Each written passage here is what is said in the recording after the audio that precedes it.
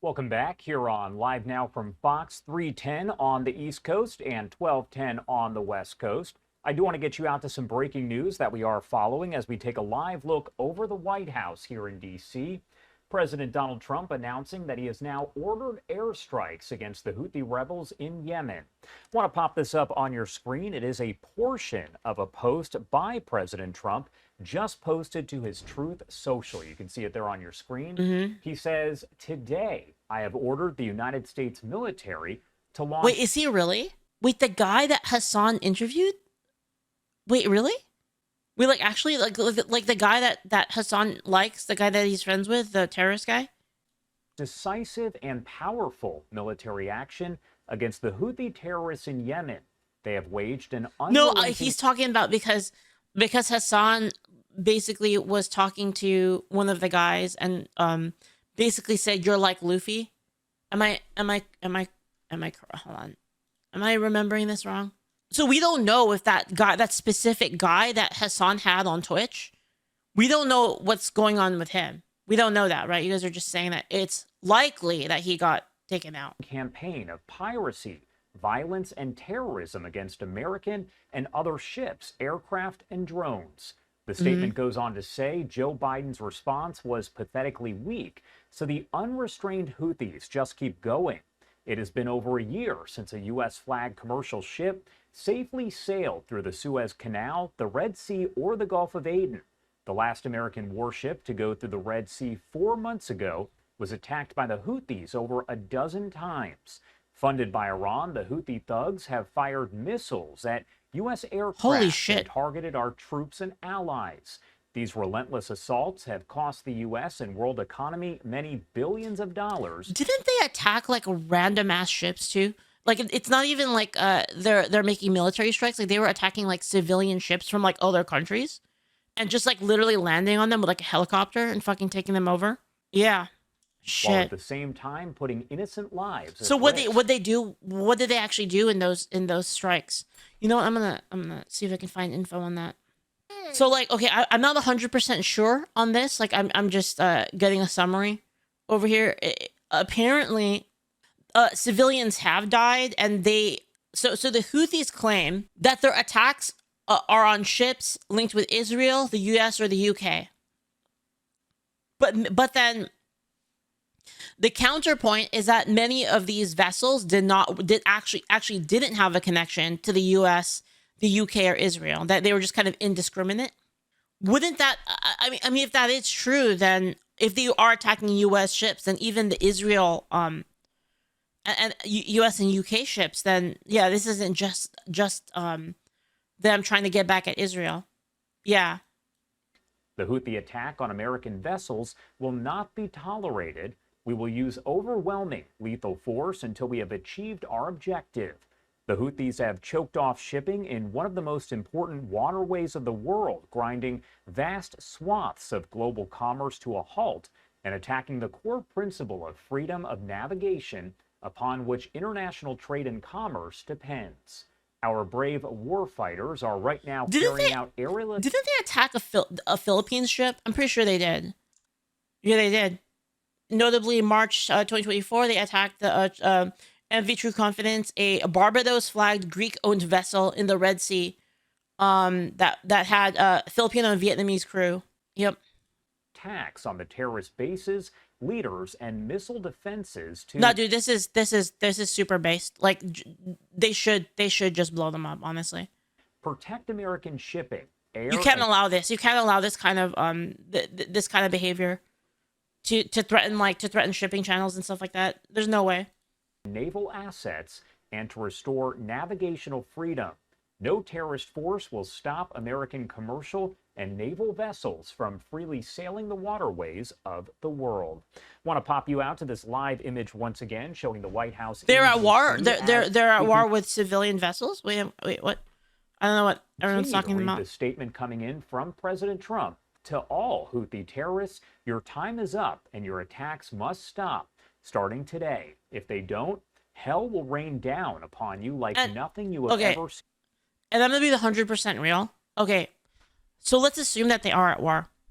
Let's assume that the Houthis are at war, and it is their let's see, the US and Israel have been attacking them for over a year. Okay, well then, okay, let's assume that that's true. Let's assume that they are actually engaged in war against the United States. Then we should blow them up. Like, isn't that even more? Isn't that even more than we should blow them up? Like, I don't get it. Yeah, I feel like even more. Yeah, even more. We just like before. Yeah, good, right? To Iran, support for the Houthi terrorists must end immediately. Do not threaten the American people. Their president, who has received one of the largest mandates in presidential history or worldwide shipping lanes. If you do, beware, because America will hold you fully accountable, and we won't be nice about it. This just seems like the biggest no-brainer. Like what are we even talking about? Like, yeah, if they're attacking, if their intent is to attack US vessels, then yeah, we should just blow them up. Like, I don't get it. Why are we? All right, welcome back in here to Live. Why is this like some big controversy? Now from Fox, I am Andy Mack. We're continuing to follow the latest after a series of airstrikes ordered by President Trump on the Houthi-held areas in Yemen on Saturday, promising to use overwhelming lethal force until the Iran-backed rebels cease their attacks on the shipping along a vital corridor there in the Red Sea. And Fox News earlier today, National Security Advisor Mike Waltz was on that program, detailed the latest on what's coming, what's happening there in that region. Move to the airstrikes on Houthi targets in Yemen. Officials called this an opening salvo for the attacks on shipping in the Red Sea, but it followed the president reaching out to the Ayatollah, basically trying to restart talks on their nuclear program. Netanyahu's been pushing for the U.S. and Israel to do a joint operation on Iran's nuclear facilities, and the Ayatollah rejected the president's request for talks. Is that kind of a joint operation under consideration now? Well, let's talk about the situation that we inherited in the Red Sea and the Suez Canal. We have not had a U.S. warship transit that area in over 4 months. We haven't had a U.S.-flagged commercial vessel in over a year. 70% of global shipping has been diverted from two of the world's most strategic waterways, adding cost and complexity to global commerce. That's what we inherited. The president has decided that's completely unacceptable, but we're not going to do what the Biden administration did in terms of this kind of pinprick back and forth. We hit the Houthi leadership, killing several of their key leaders. And this is like last night. This is like right after they got that ISIS guy with that with the double drone strike, right? Their infrastructure, the missiles. That's this crazy. Is essentially Al-Qaeda with sophisticated Iranian-backed air defenses and anti-ship cruise missiles and drones that has intact the entire global economy. Okay. President Trump showed leadership, and we just hit them with overwhelming force and put Iran on notice that enough is enough with its backing of the terrorists and providing them the most sophisticated weapons that have attacked our warships dozens and dozens of times.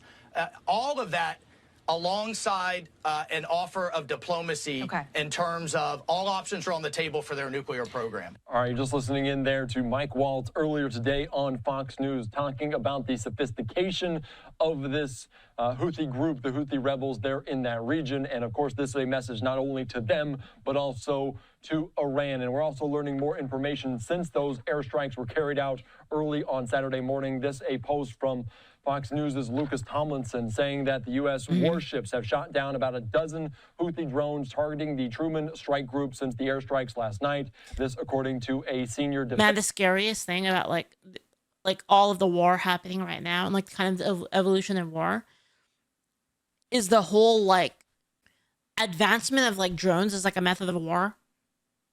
Man, that's like so scary because drones are like, they're particularly fucked up because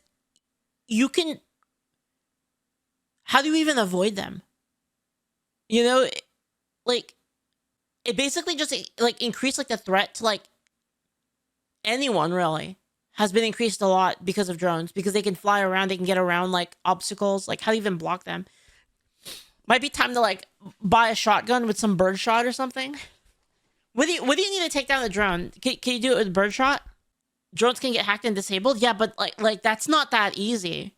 Dude, imagine how fucked, like, if drones became like the full war thing, where there was just like freaking drones, like just a swarm of drones on one side and a swarm of drones on the other side. That would be so fucked up.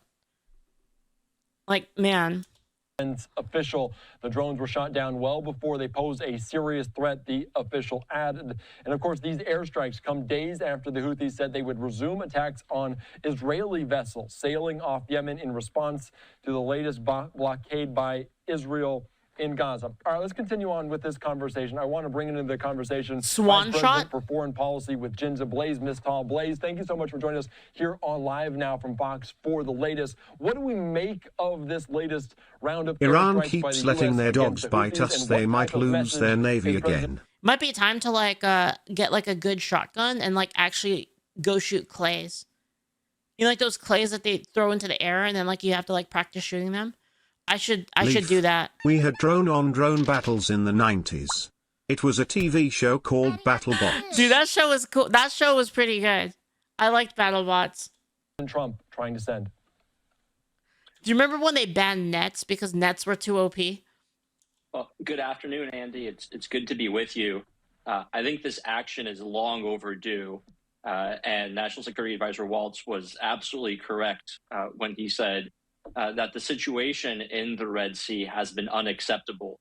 If 2 years ago you had asked any U.S. national security official if the U.S. could accept a ragtag group of terrorists using basically flying lawnmowers to stop maritime traffic going through one of the most important Wait, what? areas for U.S. Lawnmower? unacceptable. If 2 years ago you had asked any U.S. national security official if the U.S. could accept a ragtag group of terrorists using basically flying lawnmowers to stop maritime traffic going through one of the most important areas in the world, an area through which 10%. Wait, what? They put what? There's no way. Okay, they have explosive drones. No, there's no flying drones with blades. They're trying to say unsophisticated. Yeah, they just put bombs on them, basically. Of all global A faster energy, drone and specialized something like for ramming smaller drones or frequency jammers are currently some of the best counters. They're gonna start recruiting gamers, like the top gamers, to like fly drones. 30% of When all the war commercial happens, container traffic goes through. we're all gonna get drafted for gamer skills. Everyone would have said that is not acceptable. That a fundamental interest of the United States, a reason that we have the Navy and the military that we have, is to protect the global freedom of navigation, to make sure They're gonna get the people with the highest APM. that energy and commerce can flow around the world, because we benefit from that. And yet that's exactly what we allowed to happen for the last. Can you guys imagine that's gonna be like an actual like military one day that's gonna be an actual what's the word? Like a metric, like a military metric. Is like, what's your APM? 18 months is this group of terrorists to divert billions and billions of dollars of commerce through a crucial waterway, and the Biden administration did very little about it. The Air Force is mostly gamers, is it? And the Biden administration did very little about it. There was a handful of pinprick attacks by the Biden administration that hit maybe some weapons storage facilities, maybe some logistics hubs, but did very little damage to the Houthis. And then it's no wonder that this group kept on firing at both commercial ships and U.S. vessels. I call dibs on piloting the and so mechs putting a slash stop to Gundams this slash is Metal Gears. Flying drones are for nerds. Dude. And U.S. vessels. And so putting a stop to this is absolutely important. But the question is, what is the Trump administration strategy here? How do they plan to get the Houthis to back down?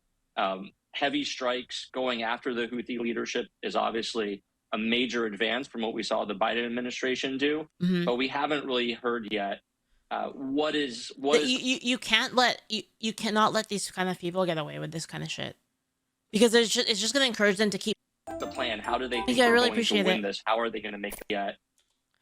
That's the guy that voices what?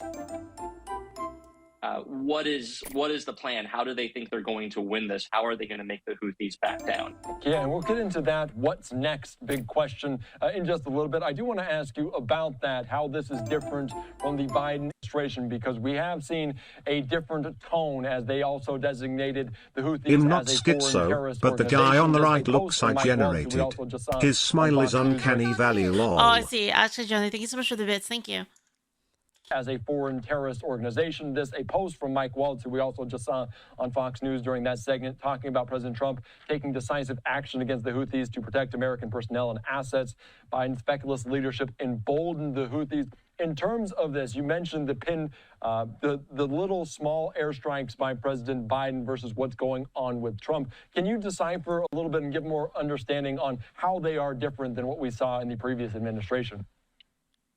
Yeah, so I think there's a couple differences that we're seeing so far, and we're about 48 hours into this. The first is a preference for offense over defense. The Biden administration mostly deployed U.S. military assets in and around the Red Sea to try to stop, that is, defeat the drones and the missiles that the Houthis were shooting at ships going through that area. And that meant that we were shooting missiles that cost millions of dollars to try to take down drones that cost tens of thousands of dollars, which is a very costly and ultimately losing proposition. But that was mostly the Biden administration's approach. Try to defend the ships going through there. Occasionally, there were limited strikes that went out of their way, usually to avoid killing Houthis or civilians, mostly targeting what was believed to be empty infrastructure. And right afterwards, the Biden administration would always say, we don't want to escalate. We don't want this conflict to get wider. And so a big difference here is both the severity of the strikes. Shai says the scary thing about the drones is their cheapness. They are no more effective than modern precision weapons, but they cost no more than 1K instead of millions. So it's prohibitive cost-wise and ammunition stores-wise. Yeah, because wasn't one of those rockets millions of dollars? Wasn't there a case where they shot a drone? They shot a drone that was worth $500, and then they used a rocket that was millions. Is it? It's not a thing that happened. From the Trump administration, the targets that are being hit, we've heard that there is Houthi leadership that are being targeted. That is a big change. But also the messaging. Whereas the Biden administration always said, we don't want to hit you. We want to back down. We want to resolve this. We don't. That's what they just said, man. I keep reading chat too much. Mostly deployed U.S. military assets in and around the Red Sea to try to. I think this guy just ADDs me out so hard. It's stop. The way he sounds and just looking at him, it just ADDs me out so hard. The drones and it the checks missiles me out, man. That the Houthis were shooting at ships going through that area. And that meant that we were shooting missiles that cost millions of dollars to try to take down drones that cost tens they of also thousands. use Armor 3 for training. I guess our soldiers will be prepared when the Earl physics engine glitches and sends 2 strikers to space. God forbid someone tries to airlift anything. Many good men were lost to those attempts, so 7 Leaflit cry. Thank you so much, man. To try to take down drones that cost tens of thousands of dollars. Which is a very costly and ultimately losing proposition. But that was mostly the Biden administration's approach. Try to defend the ships going through there. Occasionally, there were limited strikes that went out of their way, usually to avoid killing Houthis or civilians, mostly targeting what was believed to be empty infrastructure. And right afterwards, the Biden administration would always say, we don't want to escalate. We don't want this conflict to get wider. And so a big difference. I feel like they do this everywhere. It's the same thing with having laws that make it so people that commit crimes don't have as much consequences, in kind of major cities, San Francisco, for example, right? You have to discourage this kind of behavior. You can't let them get away with it at all. Otherwise, you get more of it. Here is both the severity of the strikes that we're seeing from the Trump administration, the targets that are being hit. We've heard that there is Houthi leadership that are being targeted. That is a big change. But also the messaging. Whereas the Biden administration always said, we don't want to hit you. We want to back down. We want to resolve this. We don't want to escalate. We've heard President Trump saying, we will let hell rain down on you if you don't back down. So there's also a difference in tone and suggestion of what comes next. But I think that is ultimately the question. What does come next? The Biden administration didn't have a plan. It was an attack here, an attack there. There was nothing that really made sense. And so are we just seeing one weekend of strikes, or is this going to be a continued? I'm kind of, honestly, I'm kind of a fan of like being very cautious about going in. But when you go in, you go fucking hard. And you don't let anyone mess with you. Campaign. Is I'm there like a fan of that kind of a policy to really make the Houthis hurt? I think that is the question. It's like if they fuck around, they immediately find out, and they find out way harder than they could have even possibly imagined. No. Yeah, and of course, the Trump administration, President Trump and the White House have said that they will continue these attacks until they cease the attacks, the Houthis attacks there in the... Thomas Massey said at best, the military-industrial complex demands feeding one way or the other. Yeah, because I feel like there's a lot of conflicts that could just be over already. Red Sea. So, like you said, so it kind of does make sense. There's something weird going on. Plan of what comes next. And of course, Mike Waltz also alluding to the fact that Iranian targets might be next in Yemen. Do you see that as a real possibility? Yeah, I think that is the big question here. Is this part of, or rather, is this just a campaign against the Houthis and the Houthis themselves? Or is this a campaign against the broader Iranian terror network that has funded and supported war across the Middle East? This guy actually reminds me of my old boss. Gaza by Hamas, in Lebanon by Hezbollah, in Syria by Assad, cool guy. by the Houthis in Yemen. We know that those first three have been dismantled by Israel and by others. The Houthis are the last remaining piece of this. It's one thing to go after them, but then the question is, what about taking this back to where it all starts? What about taking this back to Iran? Are we actually going to deal with the source of the problem in Tehran, or are we just going to try to take apart its network? And I think that's what we're waiting to see from the Trump administration. And I think it's very possible that this is actually part of a broader strategy. We know that President Trump has offered to negotiate with the Iranians, but also said, if you don't negotiate, we're going to come after you. And I think this might be part of sending that message to Tehran. That he's willing to use force and he's willing to go after them. The problem with taking action against Iran is their alliance with Russia.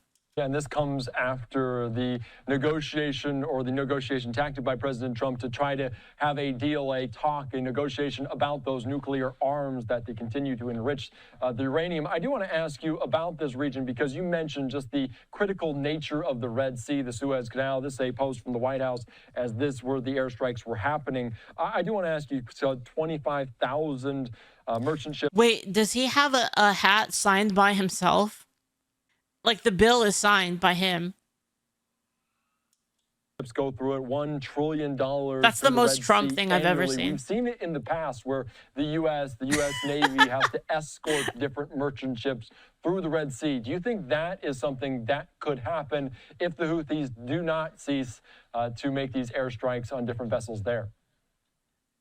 Yeah, well, I think what we've seen over the course of the last 18 months is that commercial traffic has really dried up. And instead, what you're having is ships, instead of going through the Red Sea and the Suez Canal, they're taking the long way around, going down south around Africa. That's really and back expensive. up on Africa's western coast to get to Europe, to get to the United States, adding time and something like $1 million in cost to every ship that has to go around the Red Sea. And I think that's likely to remain the case as long as the Houthis are there. And I think that's one of the reasons that the Trump administration is doing this, because they understand the threat, not just to shipping in the Red Sea, but the message this sends to China. If a bunch of terrorists can do this in the Red Sea, what are the ideas that China is going to get about what it can do in the East China Sea? You just keep showing a fucking video. Like, they're just looping a video of this same plane taking off. sense to They've shown China. this If a bunch of terrorists can do this so in the many Red times. Sea, what are the ideas that China is going to get about what it can do in the East China Sea? And that's, I think, also part of this calculation, is sending a message to not just the Iranians, but also the Chinese. Yeah, and we look at this all in the whole scope of things because there's so many different factors and facets around it. I do want to get back maybe to the premise of this initial attacks by the Houthis, is the fact that they are responding to Israel not allowing aid into Gaza. What does Israel play in this role? What role do they have if they opened up more aid to Gaza? Do you think the Houthis might back down? What is Israel, and what can Israel do in this scenario, what we're looking at now? Yeah, so first of all, let's be clear. This has nothing to do with Israel. This is Iran flexing its muscles and terrorizing the world. The ships that the Houthis have been firing at are American, they're Liberian, they're Chinese, they're from all over the world. They're not Israeli, and they're carrying goods that are not going to Israel. They're going to all over the world. So this is an attack not on Israel. It's an attack on the world. But at the same time, we have seen, especially They are kind of claiming that it is against Israel, though, the Houthis themselves. in the last couple of months of last year, the Houthis began attacking directly into Israel, shooting missiles and drones into Israel with some success. And I think that is the question now. Is this going to remain contained to the Red Sea? Are they going to start attacking the Israelis again? And what does that do where Israel has largely had a ceasefire for the last several months? Or do the Houthis escalate beyond just those two options? You know, there was a war between the Houthis and Saudi Arabia and the United Arab Emirates between 2014 and 2018. That included the Houthis shooting missiles and drones into the kingdom, into the Emirates, hitting some really substantial targets, showing that they really have the reach to hit the whole region. So how widely will they respond? And is the Trump administration, is the United States ready to protect our allies in Israel, in Saudi Arabia, in the UAE? I think that's what we're going to be watching next. Yeah, a lot of questions still left to be answered in terms of this region. And you mentioned another different point of tension, a point of friction in terms of Yemen, in terms of the Houthis. Blaze, anything else, Blaze, that you would want to add? Because it's so very interesting. What else are you watching over the next several weeks to keep an eye on? Yeah, I think really the question is, what exactly has the United States been able to hit, and how systematically are we able to keep going after those targets in Yemen? I think, you know, the analogy here that I look at is Israel's success against Hezbollah in Lebanon, this terrorist group that everyone said was there to stay, that couldn't be defeated, that was so strongly armed. And yet in a matter of weeks, Israel was able to take them apart by killing their leadership and eliminating most of their weapons by having the intelligence of knowing where to hit. And I think that is the question. Does the United States have the intelligence to find the high-value targets, and will it continue to go after them day after day? I don't know, guys. Do you think the United States has the intelligence in 2025? Week after week, until this group cries uncle. It can't just be one weekend. It can't just be 1 week. It has to be until this group falls apart. Yeah, that is a commitment both financially and beyond that we'll see what happens in the region. All right, Blaze Mistal, thank you so much. I appreciate your time and everything you do at Jinsa. We appreciate your insight here on Live Now. All right, well, I mean, I don't know. It just seems really, really simple to me that if there's a group that's holding a choke point that is preventing merchants from going through, that you kind of just have to fuck them up. I don't get why this is complicated. Is there something I'm not seeing, guys? Like, it just seems so basic to me.